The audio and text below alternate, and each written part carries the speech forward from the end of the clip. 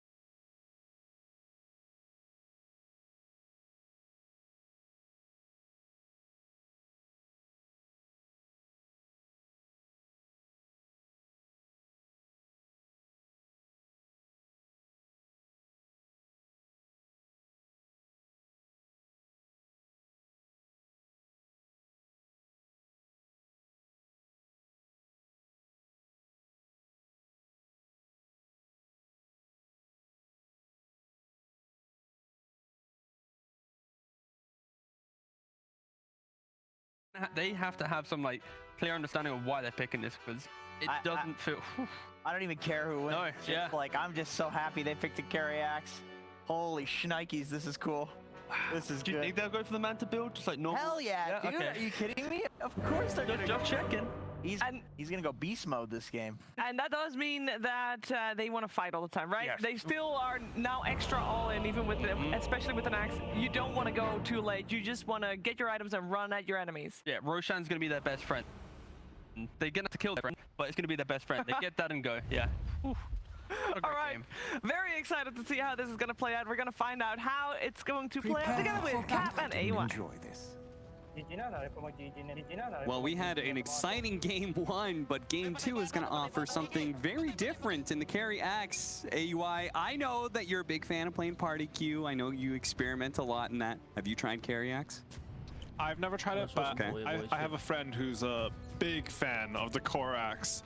See, even before it was good, he was doing this, and you know, we started winning with it recently. So I'm excited to see it. Honestly, after that draft, I thought TNC had a pretty big advantage if it was Leshrac 1, but right now I forgot everything because I just want to watch this axe. Like, I just want to spin to win, you know? Yeah, we have no idea what's going to be happening here. Axe, it did get buffed up, right? Like, this shard is crazy good. Obviously, the most recent patch, it took away 5%. But, like, Axe, the problem with Axe traditionally has always been he turns into this blink initiator that just dies so often, right? And he doesn't scale later into the game. This has made this hero actually output way more damage, has way more farming capabilities. It just feels like this shard gives him so much that he never had before.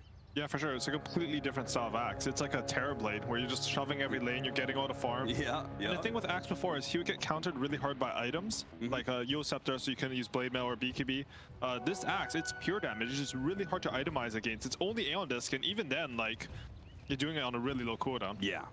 Yeah, this is definitely going to be something that I think we're all going to learn a little bit from. I mean, you said LGD is the least traditional of the Chinese teams. I think they are. They've certainly proven that twice now. The only team to pick up that offlane DK so far this tournament besides TNC's going aggro, though. They are. They know, like, if they put the Sand King versus Axe, he's going to get absolutely slammed in lane. Like, Sand King's not a strong laner, and Axe, I mean, he's off laner. He's going to be really strong in lane as a 1. Yeah, and Monkey King has always been really good at being able to trade with Axe. In a safe lane scenario, you're able to trade with the Axe, and then on top of that, you can jump into the trees and chase after him when he does the creep cutting shenanigans.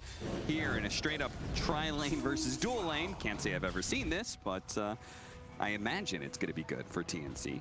I think LGD are looking, they're going to pull this wave on Clockwork. He's going to deny one wave from the Sand King, so Leshrac's still even on farm, and then he's going to TP bottom with a level 2, and they're going to look to play off that. Rolling in, trying to take advantage of Xinkyu while he doesn't have Icarus Dive, but no such luck there. Yeah, very, very smart. If they can just, especially since it's an aggro tri-lane into an enemy safe lane, if they could just keep the creep wave next to their tower for the first 2 waves, then there's why not being there is not really much of a detriment to them. And LGD are doing a pretty good job of keeping that equilibrium. The lane's actually double waving into them, which means Clockwork might even opt to not TP right away and sort of pressure the Sand King a bit more, just because bottom lane's doing such a good job. That is. Okay, so what are the rules of tri-lane? When you do an aggro tri-lane, we don't see it like super often in this current meta. What is your goal? What are you trying to do? I think in this meta, because tri-lanes are not as favored as 2-on-2, your goal has to be to like win the lane so hard that it spills over into the game. That can mean killing them a lot of times, so you get a lot of EXP, or it can mean just full zoning them from EXP. I don't think TNC are accomplishing their goals in this lane right now. Yeah, I mean, honestly, the tri-lane sort of sucks, right? Monkey King gets A. It's not. This wasn't favored by them. It's forced out because, I mean, there's a carry axe. What's happening? Yeah, and he's getting everything he wants to. I mean, his CS is a little bit low, but considering the fact that he's only sharing the experience with a Phoenix, meanwhile the Monkey King is trading it maybe 3 ways half the time, then... But look at mid lane. Armel is dominating, nothing to say in mid. I actually think this lane is not that bad for TA. I missed how the block went. Yeah. Okay. I mean, it's not good for TA. It's a Razor counter pick on the TA. But you can definitely usually play Dota in this lane. I don't think he's getting to play Dota soon. All right, well, TNC finally do get a pull off that can pull the creep wave back. I feel like that's one of the objectives of a tri-lane, right? Pull the creep wave back so you can get actually the equilibrium. Get the equilibrium in your favor. Pull these heroes out far enough away from the tower, you can start punishing them. Roll in from Tim's going to be blocked by Y. Ame is going to be chased away from the hard camp here. Missed the boulder kick. And you can see LGD, as soon as they got that pull off, they knew since they're going to lose the equilibrium, they rotated the clockwork there right away. Yeah. Just smart read by them. And now Clockwork is able to zone out the enemy supports while we have Xin-Q going for the easy camp pull, which he'd already sentried and unblocked. So now they're getting the equilibrium back into their favor. Yeah, and this Sand King, despite Clockwork staying for so long, he's actually doing quite well top. He's same net worth. He has more CS than Leshak, but he's same net worth because he had to burn a lot more regen. But I think they're pretty okay with that. He had to 2v1 for a long time. How has he been doing that? Did he pull the creep wave over to the neutral camp and like sandstorm it at some point in time, or? I didn't actually get to see. I'm pretty sure it just went into his tower and he pushed it out. And, I saw like Clockwork harassing him around that medium camp and small camp. But yeah, no, he's completely fine in this game. Razor's 15 denies. That's a lot of denies. Yeah, seriously, this mid lane is being dominated by Armel, like you said, and that was probably one of the game plans for TNC, considering how good Nothing to Say was in that game one, how problematic that Death Prophet was. They probably decided, Armel, we're going to give you a good matchup against him, and you're going to need to shut this guy down because he was a game winner for sure. And I do think this is a very TNC lineup. Like, this is what I wanted to see out of the game too. I think they recently beat Vici with the exact same cores, the Razor Monkey King combination. Yep. They look good in that game. They had it in the same situation, I believe, with Razor against TA. Okay, so they have some extra experience here. Yeah. Always nice to have. Oh, these denies on the Rage Creeps are so good by RML here. He's just eking out every advantage he can in this matchup. Pushing Nothing to Say back. So how do you play this matchup? You're saying it's actually okay for the Templar Assassin. How so? What is he supposed to do? It's usually okay because Link is a 40. Oh, they're going mid with TP. Why? He's trying to get the clocks and he does manage to snatch him inside of that one, but the roll-in is coming out from Tim. They might be able to kill the Clockwork, but Armel is certainly in trouble. First blood goes to him, but he almost immediately falls, and it looks like Tim is gonna die as well. Nothing to Say is back in the game as a result of that. What a brilliant rotation from LGD. The comms on that rotation had to be perfect there. As soon as Clockwork shows up, Phoenix is already TPing. Because of the timing, they managed to kill the Razor. Even though he gets first blood, that's really good for TA. Just some space to actually get some lane creeps. And most importantly, they deal with the dire wagon there. Yeah. What they want to have on TNC was they want to do the exact same thing. They want Earth Spirit to sort of walk over and use the wagon to pressure the TA's tower. Eliminating that is a huge... Ooh, oh, okay. That's solo. Oak is doing a good job, but looks like he got found trying to farm one of those creep waves, and yeah, Faith Beyond just... And there's a wagon top too. This tower's going to take a lot of pressure here. I think in general, this series, LGD has done a lot of a better job at using their siege wagons than TNC has. I think in game one, we saw the bottom tower just almost straight go down to one wagon. I think in top lane, like, these cores have to commit their TPs, and their towers are taking a lot of damage. Both, I mean, mid didn't take that much, but Razor versus TA, anything is good. And top lane took like 1100. I like the way you think, Howie. That is one of my obsessions. Make wagon moves usage around siege wagons. I mean, honestly, that's the best way to play Dota. It's you look at like what imbalances you have on the map, and you think, how can I use this? They are stacking for the TA as well. So with that move, TA's game is looking like pretty good, honestly, even with the Razor. And even though Razor had so many denies, like TA is coming back in this game, and I don't think Razor can stop her from farming alone now. Well, Xin-Q is going to try and stack it a third time here.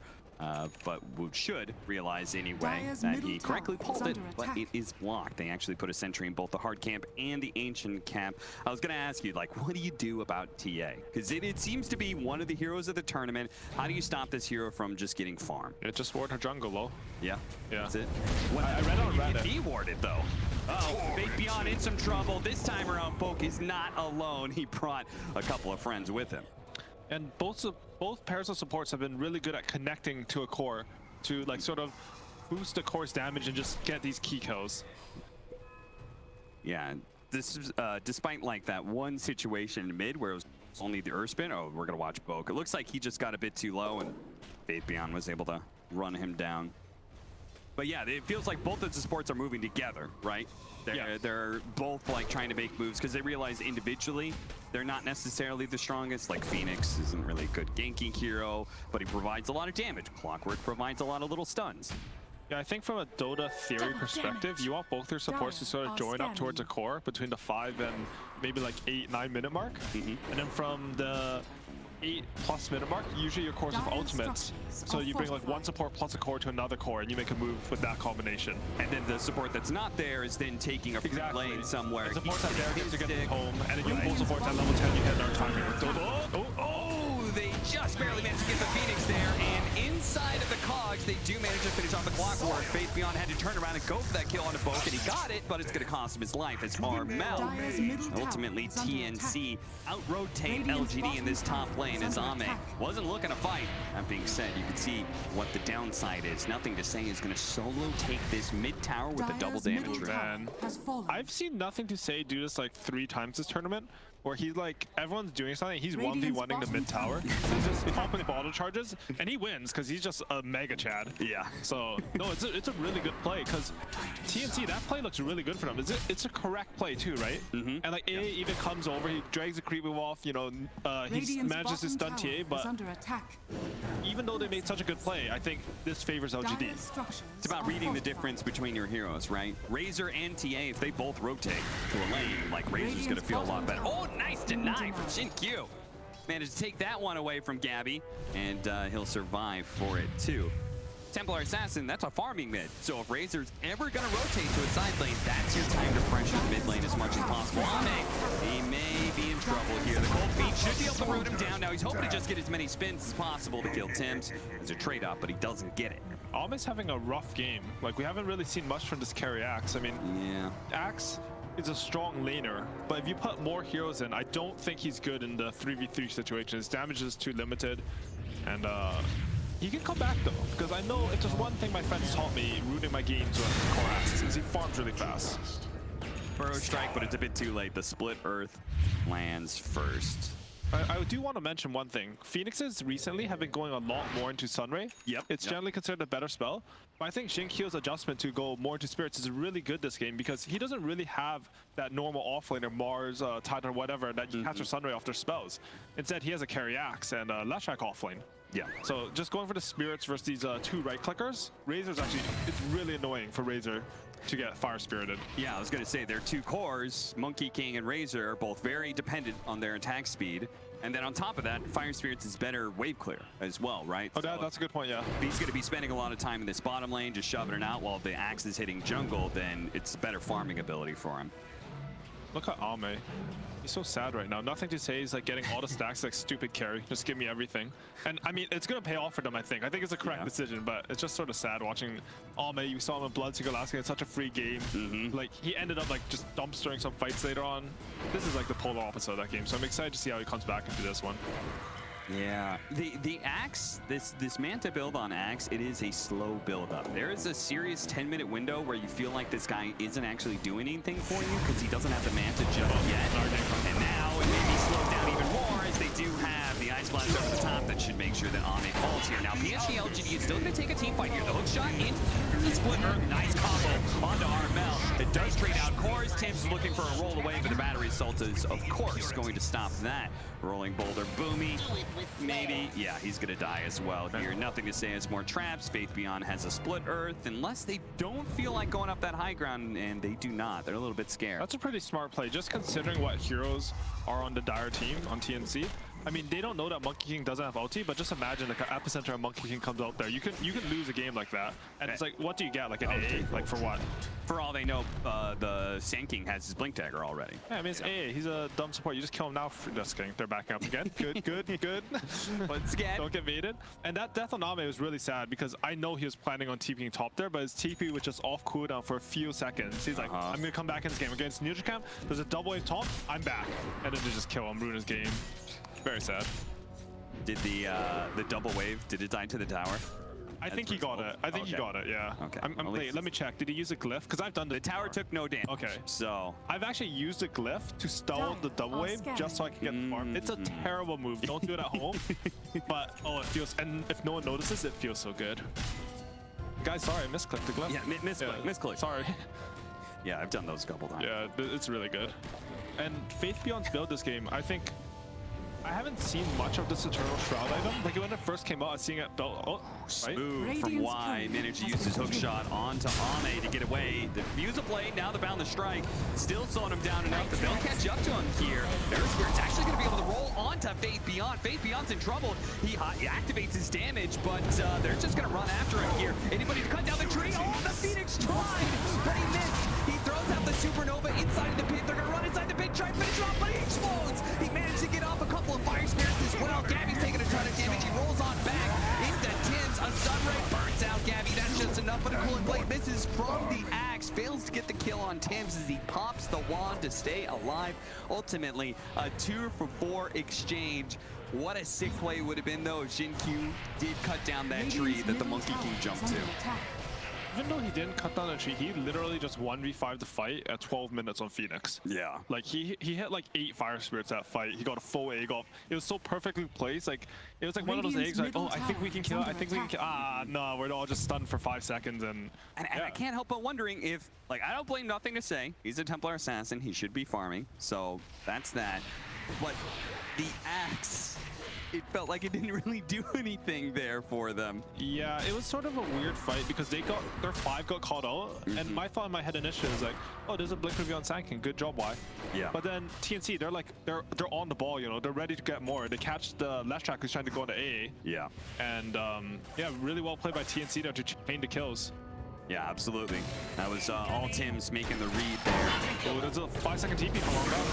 Yeah, they're going to start jumping into this bottom lane. They're going to go for Armel, and yeah, there's too many heroes here. He's got no allies nearby. So Such an unlucky death because he was out on normal TP, but sometimes like you're just playing the map, you're focused on your own game, you're like, oh, someone TP'd here like 15 seconds ago, top lane though. Chain stunned into silence, so even as he gets off the call, he's probably taking too much magic damage. A little bit more. The Sandstorm eventually does do it, but it's going to cost 2 of their heroes. Nothing to say is online. He's got the Dragonlance Desolator build ready to go. Gabby sitting on the trees though, Nothing to say. Not expecting this one. All of a sudden, the Gold Feet, you got the Ancient Average. Congratulations, but it's going to cost you 2 heroes as Gabby picks up a nice double kill. That was a huge kill on TA. I mean, did you just see in that fight on Sanking? I think he did 1200 damage in a mode. Literally 2-shot the offlaner. But yeah, I think this is why LGD was being a bit hesitant in a lot of their earlier chases. How TNC's lineup works is they do have heroes that run in, the Earth Spirit, the Razor, they can start these fights. Yeah. But if you chase a little bit too far after initial initiation, this Monkey King and Sand King are just going to turn on you and burst you. Really unlucky for Nothing to say. He actually didn't have any refraction charges and it was like on cooldown for 2 seconds. But yeah, good punish by TNC there. Oh, Ame, look at him. He's so happy. He's firing his first Ancients of the game. He's a carry roll, 16 minutes. He's like, I'm glad you're dead. Nothing. I mean, to be honest, if you think about it, like you won't have any impact to 20 minutes when you get the shard anyways. So, you know, in their heads, they're giving everything to the TA, and Axe will pop off later once he gets that shard. Yeah. It is surprising to me that they're only down by 1,000 net worth, considering the fact that both TA and Axe have this timing at 10 minutes where they're like, I just want to farm. Yeah. You know, there's like a solid 5-minute window where you aren't going to have either one of those cores, and yet LGD is still okay. I'm honestly surprised that LGD has a lead considering how well TNC has been punishing what you just mentioned, like sort of passive cores. I feel like in every fight they've like identified targets early, killed them, and then sort of gone the bonus kill. But yeah, LGD are definitely holding their own in that sense. Just some good individual plays, I think, from Xin-Q and Nothing to say. I'm going to posit something here to you. I think it's purely the fact that, oh, Innocence, very dead. No hook shot to be able to get away. I think this lead that LGD has is purely off of the fact that they have a hero that can farm ancient stacks, and TNC doesn't. Yeah, that's 100% correct. I mean, I also, because you see, I play a lot of party queue, so I have a lot of friends who do really stupid things in Dota. So I have a friend, he plays exclusively like. You know, we play party queue sometimes. Yeah, right? you're one of them.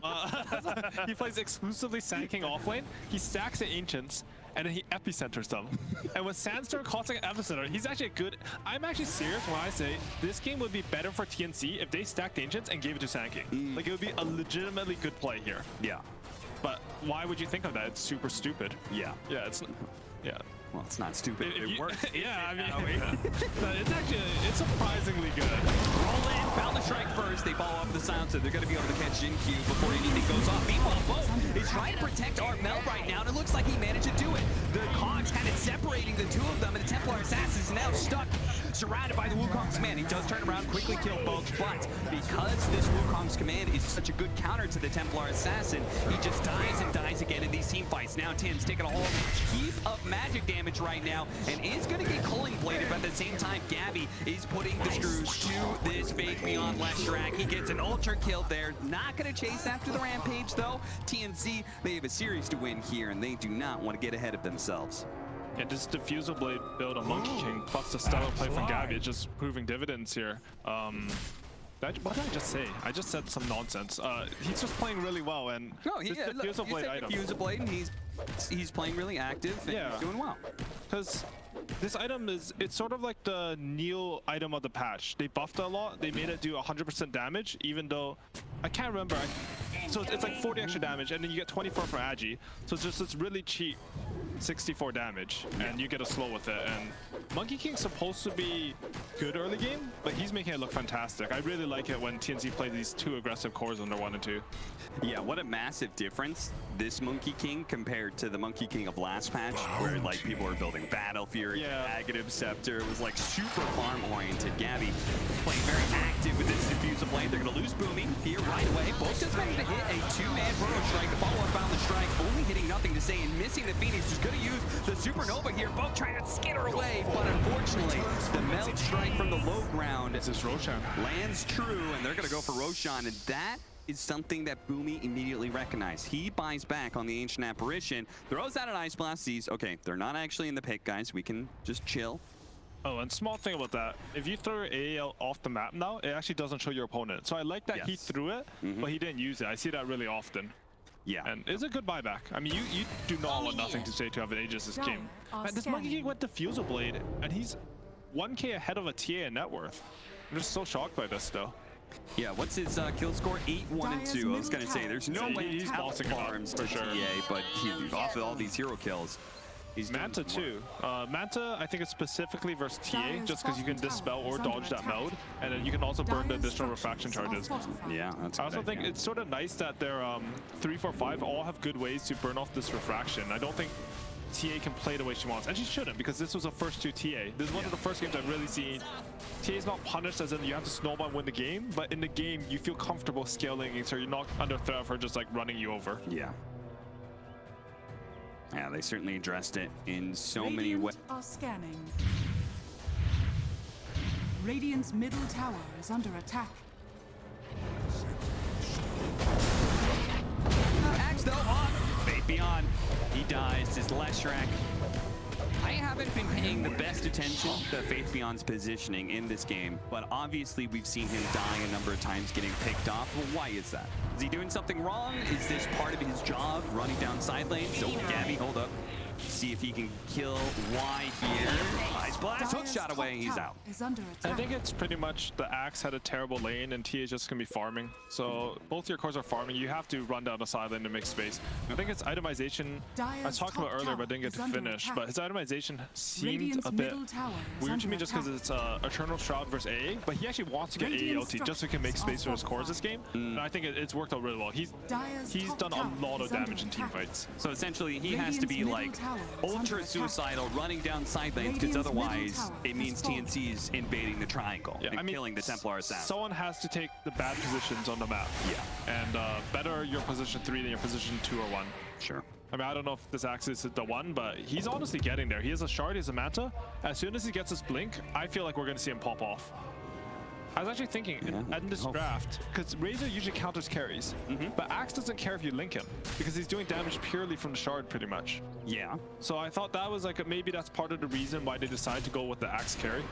There's some counterplay to Razor. I'm okay with that idea, except for the fact that I feel like Razor is solely picked just to screw over Templar Assassin. That's true. Like, no matter what your pick was going to be. No matter what you pick, T is the one getting linked. Yeah. That is true. That's a good point. Blink Dagger and BKB are going to be next item for the carry Axe, but we're now beginning to see the effect of the Manta Illusions plus the Shard running down lanes, and this is going to just constantly create space. Now, part of the annoying thing is that it pushes all these lanes and you feel like you can't get aggressive against this Manta Axe, and it gives you an option to go late game if you're LGD. Do you think they have better late game than TNC? I think so, but I'm not 100% sure. Okay. I think just because Razor went treads over travels, I think the percent of them having higher late game is a lot higher because of how to scale. LGD have 2 Force Staffs, and it sort of reveals how they want to play the team fights. I think their idea is as soon as they get this Axe, you're going to have Axe blinking with Manta. They're going to try to burst on target, you know, maybe you have a Sunray or even commit an egg, and then you're going to try to kite out the TNC heroes, because TNC's heroes are very committal.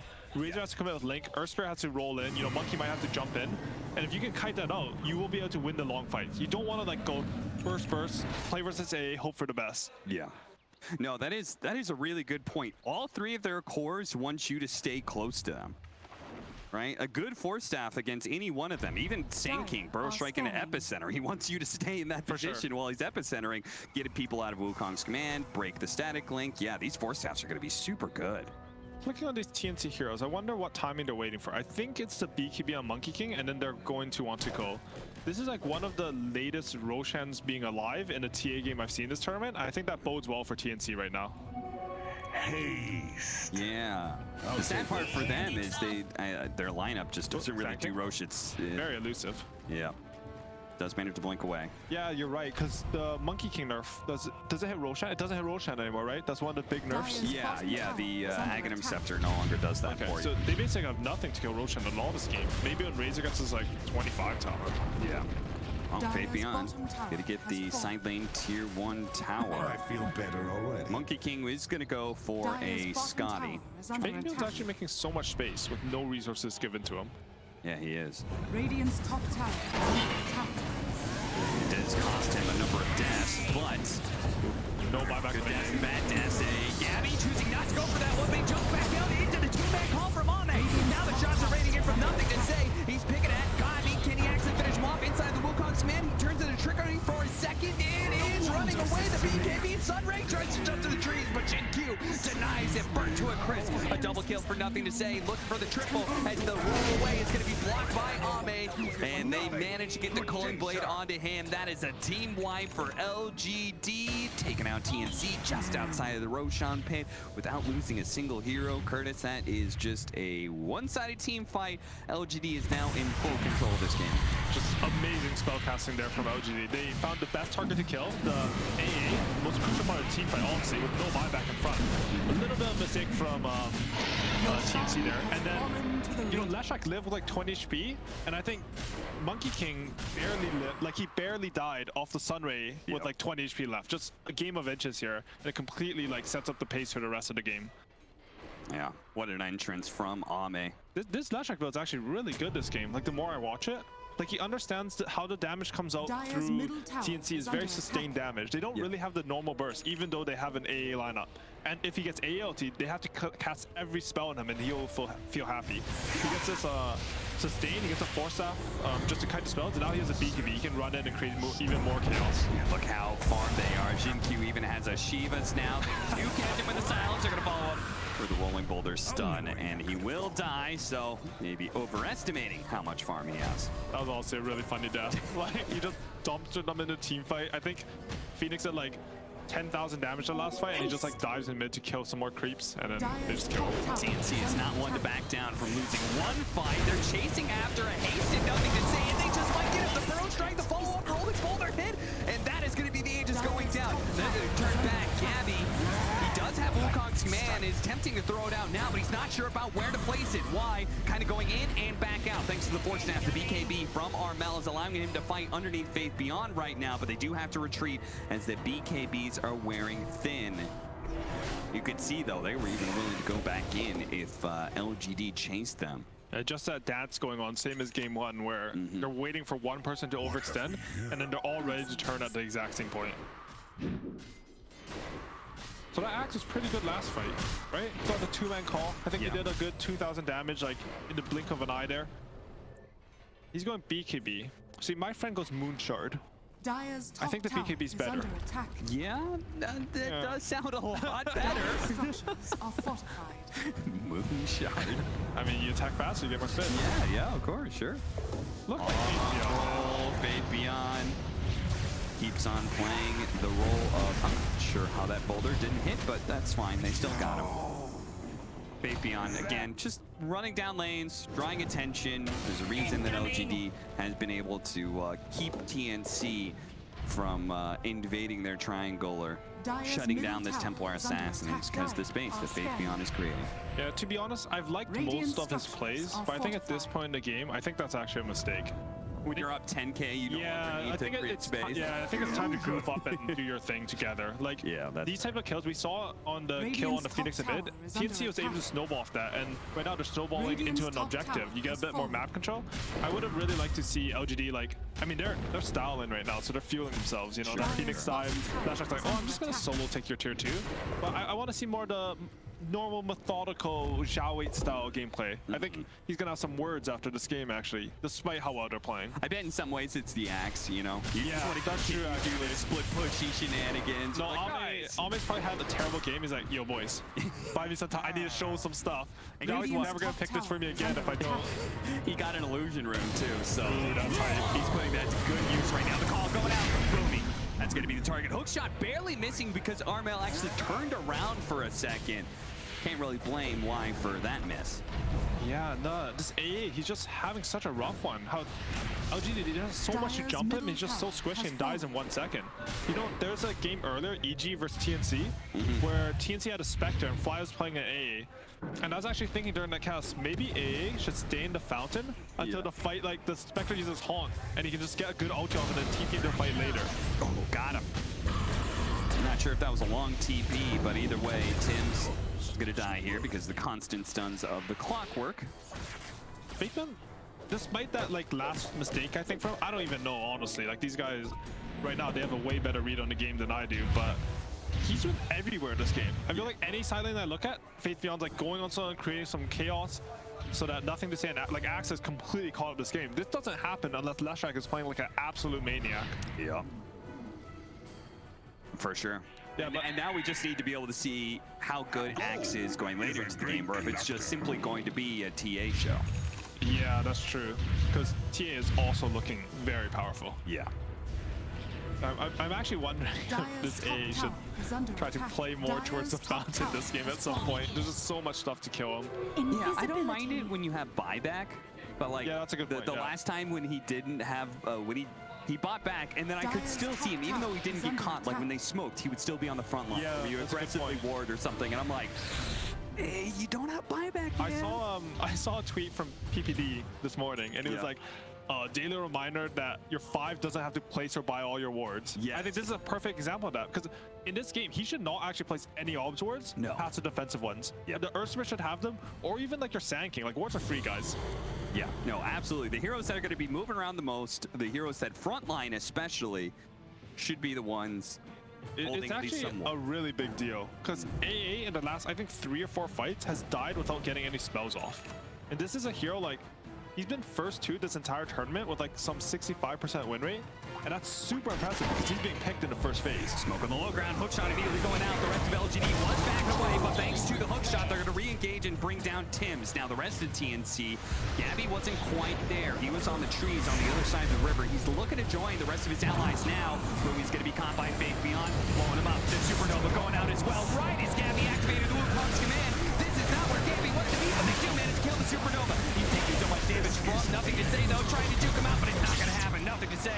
He does manage to output the damage, but he dies almost immediately afterwards. The Razor and the Sand King did too much damage to him. He's actually dead for 90 seconds.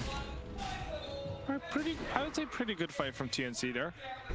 It's very hard to take these sort of fights in the open right now, and I think how they executed is pretty good. They got the egg off, and usually you see an ally stunning so the Phoenix egg lives. The Sand King actually hit a really nice stun just so they could finish off that egg. Oh, look at Faith, he's already on it though. Yeah, he really is. Trying to split push out. Boke is going to be caught. Now Boke, I believe he should be okay just because of Burrow Strike Yules, but I guess the hook shot, oh, he missed it. That was close. Just a blind hook shot and barely missed it. I gotta say though, like this Axe is sort of like, he's like waddling from his tier 2 all the way up there. It's sort of sad because I feel like you compare it to a Bloodseeker. Oh, there's still Burrow Strike. Oh, he doesn't get it off. He gets called Split Earth. He's not spinning. And he's not He got spinning zero at all. So, but fortunately, there's spider legs. So, Boke hiding in a corner here. He reads that Faith Beyond was going to chase after him in that direction. You'll Scepter blink up in a second, but it's not in time. He literally got 0 spins there. Yeah. That's one of the more unlucky things I've seen in Dota. Must have been like 15 hits. Okay, so we talked a lot about LGD. We thought about like what is going to be their late game and how well Axe will do. But what about TNC's side? If this is going to go late, how do they win it? How do they itemize it? Like this Monkey King, for example, very strong late game hero, but he also didn't go Axe. I think they have an idea. If you click on the Razor, he's actually going for what I like to call the 1v5 items, the Butterfly Satanic. I think this hero actually can scale in this game. He already has... He didn't take the armor talent just because, I mean, the ultimate's really good and he's a Shiva's already. But if he hits this Butterfly Satanic, this hero will carry TA. Once you nullify the TA, I think the matchup starts to look a bit more even. You know, this Axe versus Monkey King, if he gets to Satanic, all of a sudden when you call him, you're not killing him on this burst. TNC, they can... If they take a fight where LGD overextend a bit into like one of those epicenters of Monkey King ring, they can definitely win fights still. Even down this gold. Also, can we see the Ancient Apparition? He got a shard, didn't he? He did get a shard. Okay, so what do you think about that one? It's a really good shard. Okay. I think specifically this game, you can cancel the Axis Blink, which is always great. And you can burn some refraction charges, also always great.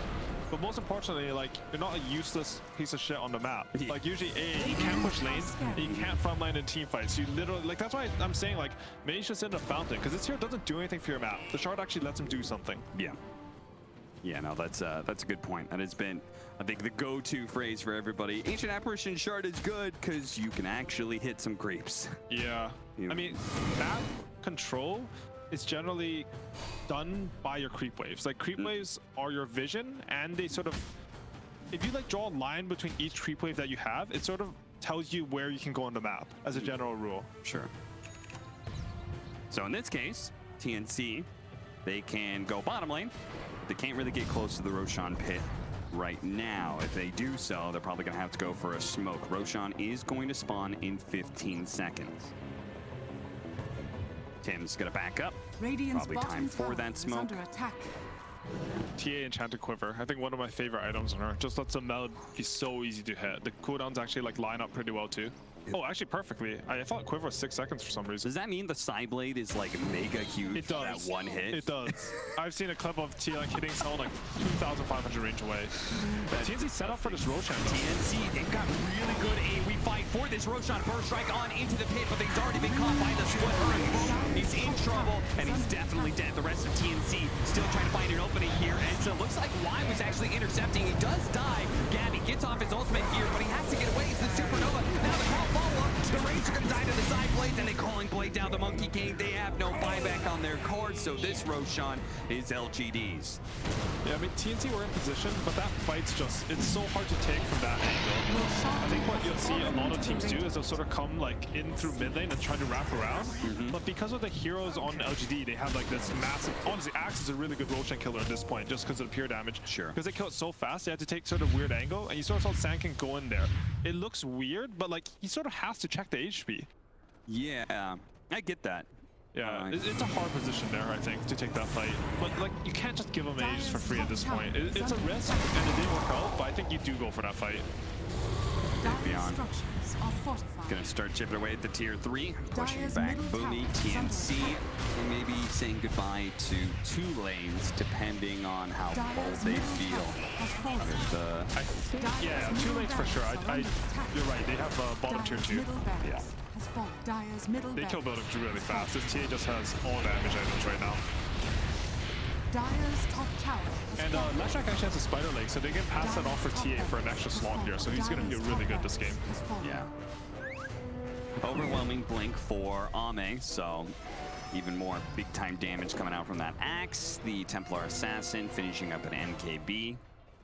So that butterfly that Razor was going, he said the 1v5 items, well, that's already been countered before he can even finish it. Yeah, that's rough. And he just doesn't have the gold and space on the map to get there. LGD, they've managed to secure a 30k gold lead. I did want to mention one thing. Why? Oh, they're making a fight though. They're trying. TNC They are not ones to sit in their base for long. They managed to get a jump onto Y. Glimmer Cape's trying to get a hook shot out of here, but he won't be able to. Chain stun to death. That was a really good read on the map. Even though you're down 30k, they understand if they wait in their base, this game's over. Yeah. The Aegis is gonna, like, they're just gonna use Aegis and siege high ground. Look at nothing to say. He's so sneaky. He's setting up for that double melt strike.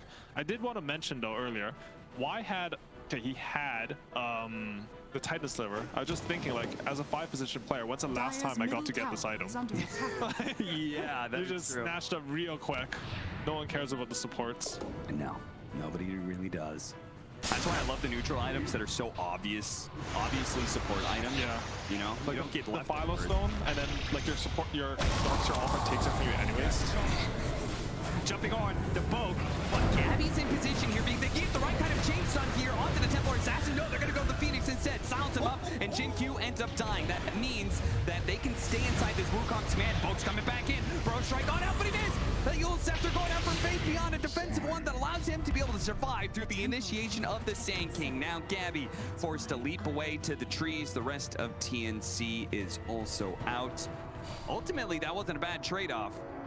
No, that was a good fight. I mean, how TNC are playing this, it's very fearless. Like, I can, even though they're down 30k gold, they're the aggressors. They're the ones who, they have a good understanding of the game and that they cannot just wait around and lose this game. I can really appreciate that. Look at A, he's clearing bottom wave just with the shard and the AOT. Yeah. Misses a creep, but way better than just like doing nothing here. Yeah, for sure. One problem for him, though, Dyer's bottom tower yeah, is he under walked he's over having a rough Templar one. He's having a Assassin rough trap one. because he doesn't have a TP. So he's trying to figure a way to get out of here. Hookshot's going to miss. They spot him for a second here. He's slowed down. He's fine. This is all about time. How much time and space can you create here? And they know he forced snap to the left. He's going to be spotted on the Dyer's creep bottom wave now. tower is under Looking to attack. slow them down. It's Dyer's inevitable that bottom he tower dies, is but at least he can create as much space as possible that the Sand King won't have to use buyback or anything. That was a lot of time ball, honestly. Yeah, it was. He has buyback too, so that's a good play by him there. Yeah. So butterfly up on Razor. I'm trying to think, like, okay, so in this fight, they need to, I think TNC actually have to go on LGD first and get a good link off. Yeah. And then after get the link off, they're not going to kill TA, but they need to make it feel like LGD need to commit. And then once they commit, they can get off like a good Wukong's and Epicenter. Like, that's the only way you can take a fight. Or fight in like your fountain. That's always an option. Yeah, just, you know, just drag them back to the fountain. Pull an IG type of question marks, mentally break them. Next thing you know, they're running into your fountain. Yeah, You've won it the can game. happen. Templar Assassin getting the late Aghanim Scepter. I was waiting to see that one. So now he can be all over the map. It's also very nice because you can get out of the Wukongs really easily with that. It's only 1 second. Yeah. No, that nice. And the animation is weird too because you're not used to seeing it. Yep. So like the TA just sort of stands still for a second. You think he like froze and he's out of there. Just gone. Because at the same time, like TNC is 30k gold. If they mess up at execution or they can't kite the fight properly, they're gonna lose. Flicker. Yeah, the end disc. Tim's searching for a way out of this one. Oh, Armel was stuck inside of the cogs there and managed to use a hook shot. Supernova is going to explode, restun him. Now BKB is worn out. Faith Beyond can be there with Split Earth and the call as well from Ame's axe. He's dead for 90 seconds. And Boomy, well, you're going to fall as well. He does have buyback there, but it's been hard enough for TNC to be able to win these fights with all 5 of their heroes now left in a 3 versus 5. It seems a near impossible task. This, I believe, is where the fountain strategy comes to play. Drawing him in as much as possible with his dead corpse, it seems. Is he going to come back down into the hook shot? Gabby does manage to get a really good bounded strike, but unfortunately, everybody is so damn tanky. Pops Wukong's command, they just fight through it. He ends up dying, and that's it. GG from TNC. LGD will take this series 2-0. Axe is really good in the Wukong's command because usually you can't man fight a Monkey King, but he just dishes out that pure damage. True. That just He does the call, he's got a bunch of armor, he spins a bunch on you. Yeah. I think really well played by LGD. They